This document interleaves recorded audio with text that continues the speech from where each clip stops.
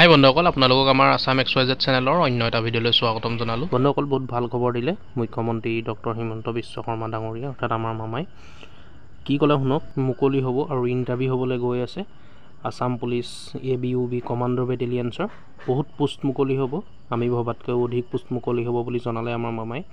এবাৰ বহুত বেছি কৰি দিব পোষ্ট, যিহেতু 1 লাখ অলৰেডি দিয়া হৈছে বুলি কৈছে মামাই। 1 লাখ চাকৰি যি দিয়াৰ প্ৰতিশ্ৰুতি কৰিছিলে, এতিয়া আৰু নতুনকৈ মুকলি হ'ব আৰু জুন মাহতে দৌৰিব লাগিব বুলি ক'লে মামাই। শুনক ভিডিঅ'টোত সকলোখিনি কথা, যে জুন মাহতে ইণ্টাৰভিউ হ'ব, ৰ'দতে দৌৰিব লাগিব। বহুত ভাল খবৰ দিলে, আপোনালোকে ভিডিঅ'টো শেষলৈকে চাই থাকিব, তেতিয়া সকলোখিনি কথা গম পাব। জুলাই অলপ গৰম থাকিব, তথাপিতো তহঁতি দৌৰিব লাগিব। হ'ব হ'ব, পাৰিবি নাই? ৰেডি? ৰাতিপুৱা দৌৰি আছ? ঠিক আছে। জুলাই মাহত পুলিচৰ পোষ্ট আহিব, অলপ পোষ্ট বঢ়াই দিব কৈছে, অলপ বঢ়াই দিম। আমাৰ কথা হ'ল যে ল'ৰা ছোৱালী ডাঙৰ হ'ল, পঢ়া শুনা কৰিলে, পাৰিলে এটা চাকৰি বাকৰি পাব লাগে, হয়নে? হয়নে নহয়? হয়। যেতিয়া মই অসমৰ মুখ্যমন্ত্ৰী হলো, তেতিয়া মই প্ৰথম 1 লাখ চাকৰি দিয়াৰ সিদ্ধান্ত ললো। 1 লাখ চাকৰি দিলো, কোনেও 1 টকাও ঘোষ খাব নোৱাৰিলে। কোনো বিনা পইচাত মই 1 লাখ চাকৰি দিলো।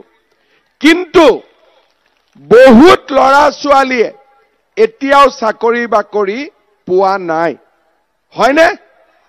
সেইকাৰণে আজি মই ইয়াতে ঘোষণা কৰিছো যে মই 1 লাখ চাকৰি দিয়া হৈ গ'ল। এই বছৰত মই আৰু 50,000 নতুন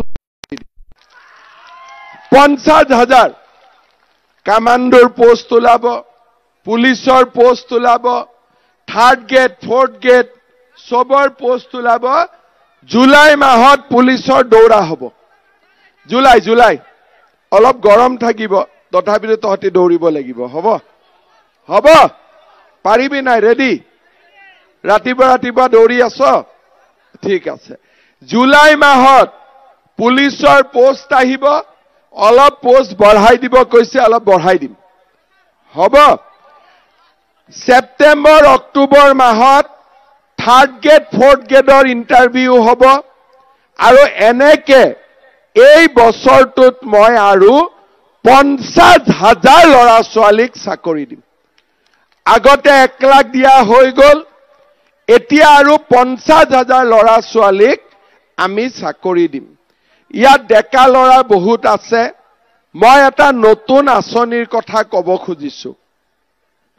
1 লাখ চাকৰি দিলো আৰু 50,000 চাকৰি দিম, কিন্তু বহুত ল'ৰা ছোৱালী থাকি যাব, তাৰ পিছতো চাকৰি নাপাব, কাৰণ নিবনুৱাটো 10-12 লাখ আছে।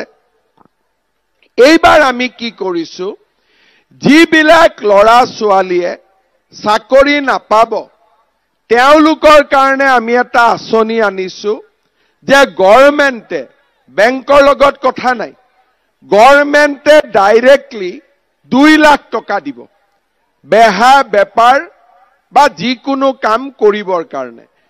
এই 2 লাখ টকাৰ গভৰ্ণমেণ্টক 1 লাখ টকা ঘূৰাই দিব লাগিব, 1 লাখ টকা ঘূৰাই দিব নালাগে। তাৰ মানে চাকৰি নোপোৱা ল'ৰা ছোৱালীয়েও ব্যৱসায় বাণিজ্য কৰিবৰ বাবে চৰকাৰৰ পৰা সুবিধা পাব। বুজি পালে চবে? চাকৰিও হ'ল আৰু যাৰ চাকৰি নহ'ল সি গভৰ্ণমেণ্টৰ পৰা টকা পাব সৰু সুৰা বেহা বেপাৰ কৰিবৰ কাৰণে। মাটিও মৰ্টগেজ দিব নালাগে, একো দিব নালাগে, গভৰ্ণমেণ্টে ডাইৰেক্টলি সহায় কৰিব। চবে বুজি পালে?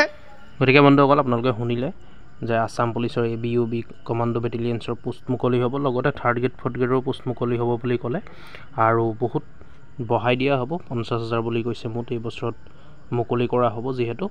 আৰু ইণ্টাৰভিউ কেতিয়া পাতিব আপোনালোকক জনালে, দেখিছে আপোনালোকে। জুলাই মাহতে ইণ্টাৰভিউ হ'ব ৰানিঙৰ। জুলাই মাহতে গৰম হ'লেও দৌৰিব লাগিব।